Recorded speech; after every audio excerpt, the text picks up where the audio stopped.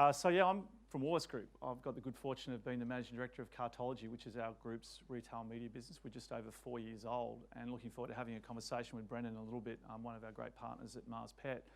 But I suppose the thing I really want to talk about today is we're a retail media business, but our group CEO actually is constantly referring to us as a customer media business. And there is a distinction, and a really, really important distinction. It's something that we got on the case really, really early on too.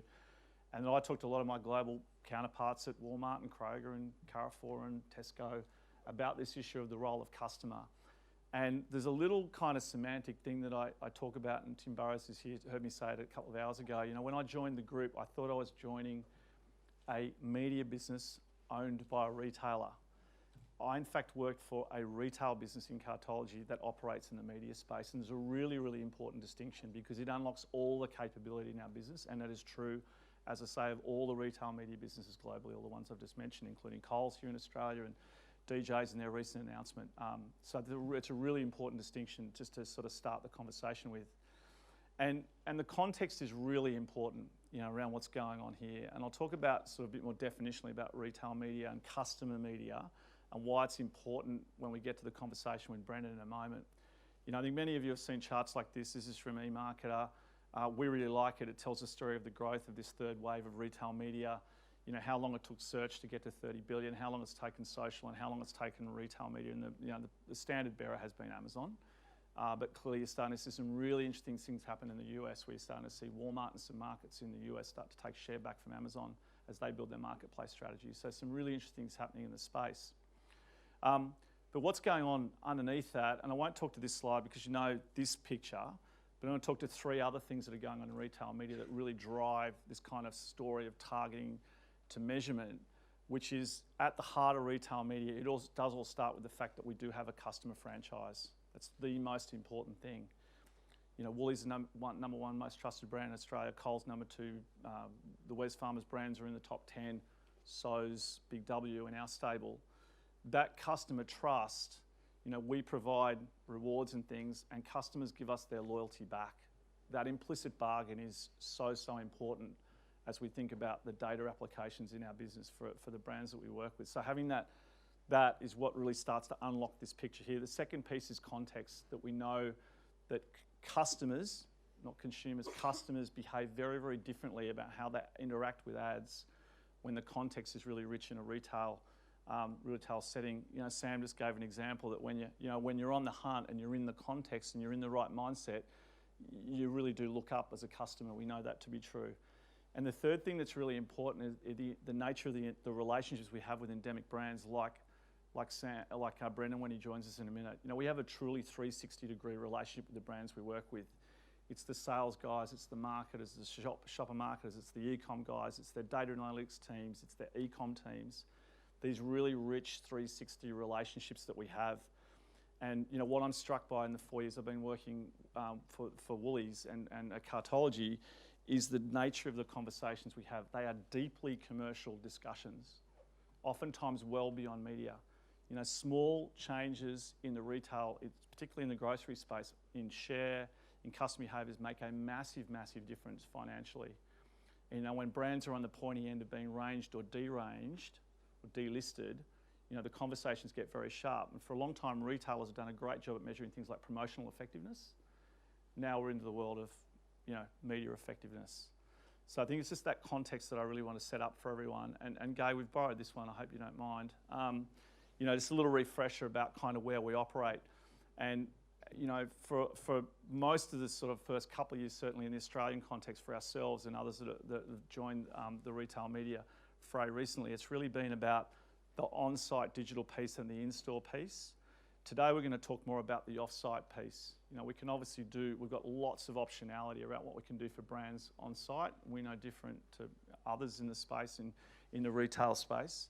But it's certainly that off-site piece that's really interesting in the work we're doing across those channels. You can see there YouTube, social, display, and now connected TV. And that's really interesting because I think, you know, the other piece that we liked, Gay, in the work was the sort of picture on the right-hand side, which is, you know, starting in that middle, in the middle of that right-hand piece between the retailer and the customer. So take Cartology out, I'm talking about Woolworths, or take Coles 360 out, I'm talking about the Coles supermarket business is, as I said, we provide certain things and customers give us loyalty back. It's the most important thing we have in the group, or any retailer does. And what then tends to happen is this kind of flywheel of, how do we provide better customer experiences, and then that driving better and incremental sales outcomes, or incremental brand and sales outcomes. And then once we step out of that, we step into the world of this conversation today around brands. What happens, or what should happen to marketing budgets, and what are the customer insights that we're sitting on that we can start to unpack. So, for us, this journey of in-store and on-site, online, off-site, online activity on-site, and then moving off-site, is a really exciting journey for us. And, I think, unfortunately, or a little bit sort of in a misunderstanding sense, retail media has been very much positioned as a lower funnel activity. And hopefully what you're going to get a sense of in the next 15 minutes or so with Brandon is that's not necessarily the case. We operate right across the customer journey. Customers, which won't be a surprise to anyone, they don't think about brand and trade. They don't think about upper funnel or lower funnel. They're just on the journey. And our job, we think our job at Cartology, I'm sure if you ask Paul Brooks at Coles 360, he'd say the same thing, which is our job's to bring the customer all the way along the journey and help the brands we work with intersect with those customer journeys.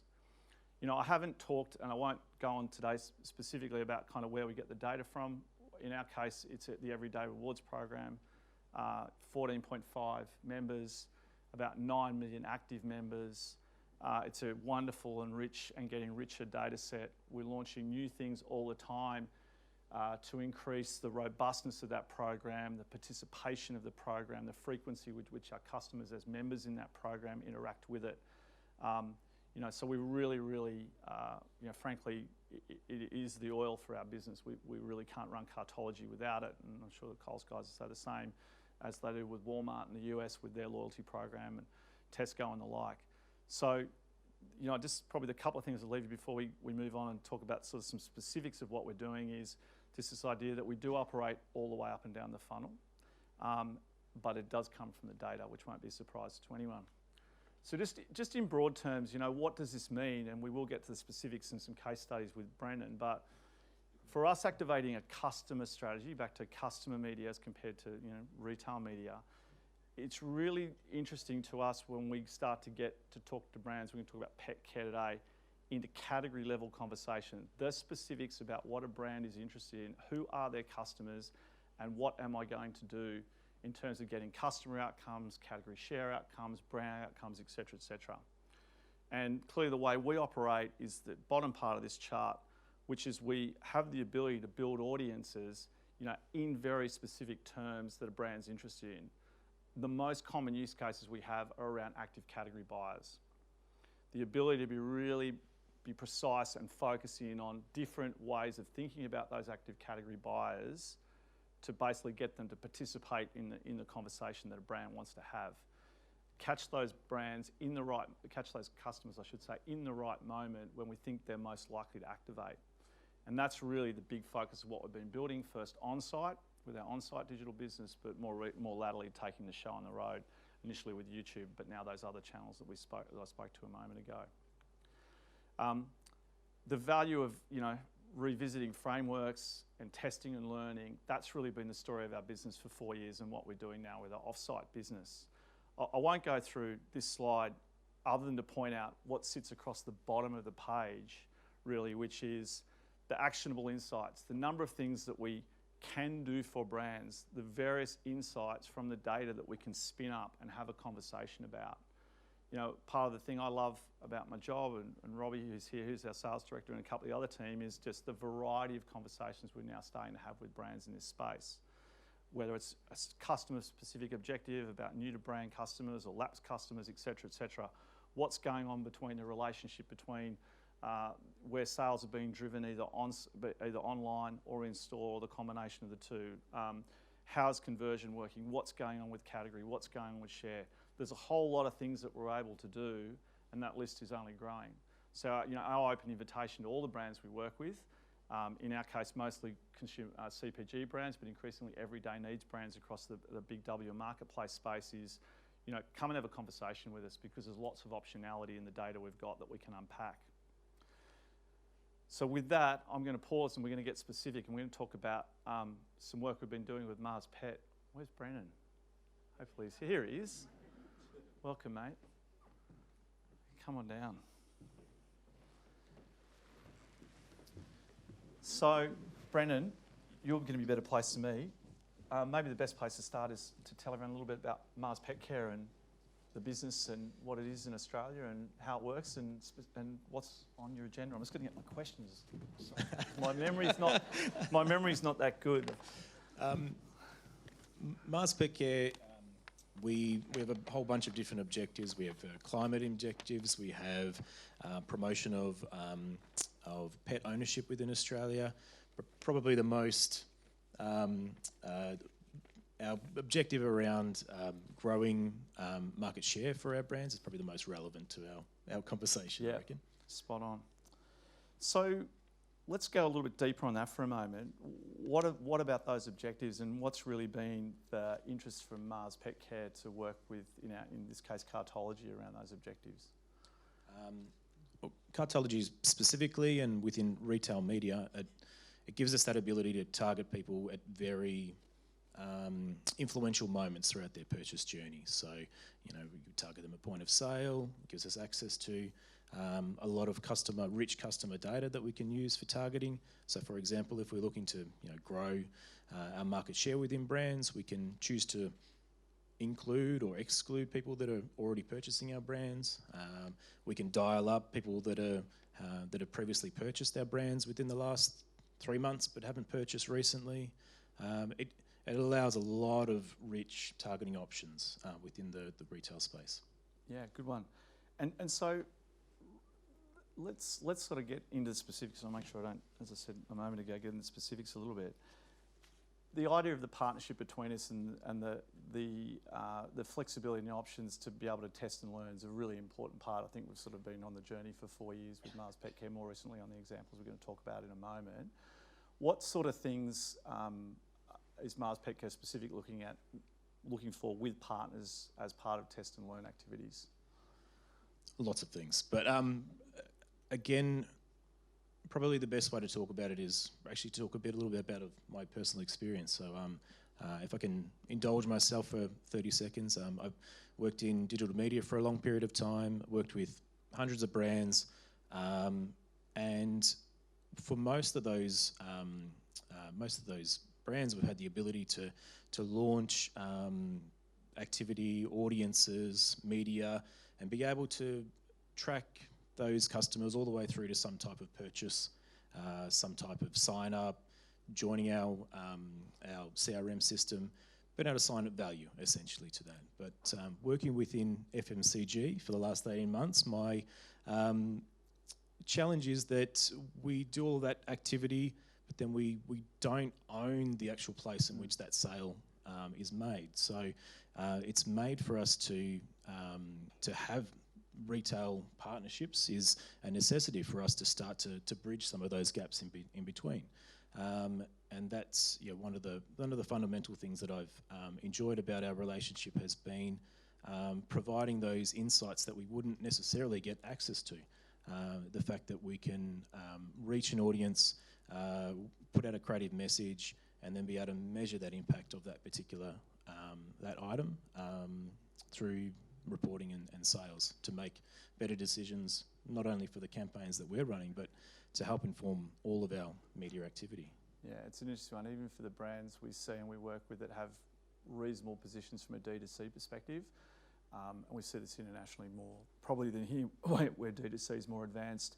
They're still looking for that bigger context to understand customer behaviour more broadly, just beyond their slither activity. But it's the most common thing that we do get back from the brands we work with is just the dearth of data that exists in the FMCG space. So we've done a few things specifically with you in the last little while. Where would you like to take us on these campaigns and some real highlights of the work that we've done? It's still pretty early days, I think would be the way to describe it, but each of them on their own has sort of revealed some really interesting insights to your business. Each of these campaigns would have been in the last 12 months, and they do help to get a little bit more specific around some of the things that I've just talked through. So, for example, our Optimum brand is one that's aligned to our overarching objective, which is to grow market share. And the campaign that we ran, we were able to measure 12% of the sales came from new to brand, people who hadn't purchased our Optimum products in the last 12 months. For me, the results are wonderful, but the fact that we can actually measure those results are actually wonderful as well, so that we can get more granular around this activity, so we can see which creative message was more susceptible to driving people to purchase a new to brand, which placement, was it BVOD or display or other placements that we had in market as well. Our Whiskers campaign, someone may be able to correct me, but I believe that a 30% completion rate within YouTube is considered to be average. So running a campaign that has multiple different creative messages targeted towards, I think we had 4 or 5 different Whiskers-based audiences, a whole mix. We had some competitor targeting, we had some people that were lapsed customers, we had a lot of other different audiences that we were trialling within there. So each one of those then have an indication to us on how engaged that audience was for that creative message that we put out to them. So that the next iteration of this campaign we can make improvements to. And that's something, Brendan, we've seen in our on-site business fairly consistently over a couple of years, is that ability to be able to land a campaign in front of the right customers, not the biggest number, but the right customers will typically generate significantly higher engagement in those campaigns, and then we see the various things come through in terms of lots of different actions that can come from that on-site, add to list, or conversion either on-site or in store. So that you're right, that sort of ability to be able to land it using the right audiences and then be able to close the loop on the measurement is really the key there. Do you want to add? Was there anything you want to add on the Dine? Just quickly on the Hope Reef, it's one of our campaigns that aligns with our global impact that we have as a business. If you Google Hope Reef, you'll see an image of a reef that has been regrown that spells out the word hope from a satellite image. It's one that we feel is a great partnership with Woolworths because we have some similarities and alignments to impact on climate, for example. So these types of campaigns we get a lot of access and buy-in from the Woolworths group because it's aligned to similar types of values, and it means that we can do different items that we wouldn't normally get access to. And that campaign's significant because that was a multi-platform campaign with us right along the customer journey. So that was a really interesting campaign. Not untypical of what we do with a lot of brands. So where to from here, Brandon? With everything you've sort of seen, all the work we've done, particularly this sort of stuff in the last 12 months, what are the next couple of things on the agenda that that are ahead of you that you'd like for us all to be thinking about and working on? Every time I chat with the Cartology team, it always seems to be some exciting new prospect that we might be looking to do.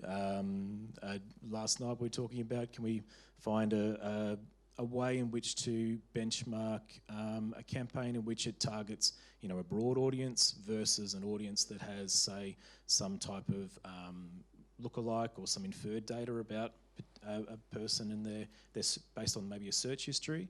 And then can we do a campaign that's based on first-party data and see if there's a way to quantify the value of the media that we're running with Cartology? It would be something that would be quite interesting. Yeah, I think, Brendan, the thing that's sort of come out of a couple of conversations we have over the last week or two, and I know what you're talking to the team about, is just the versatility of the data.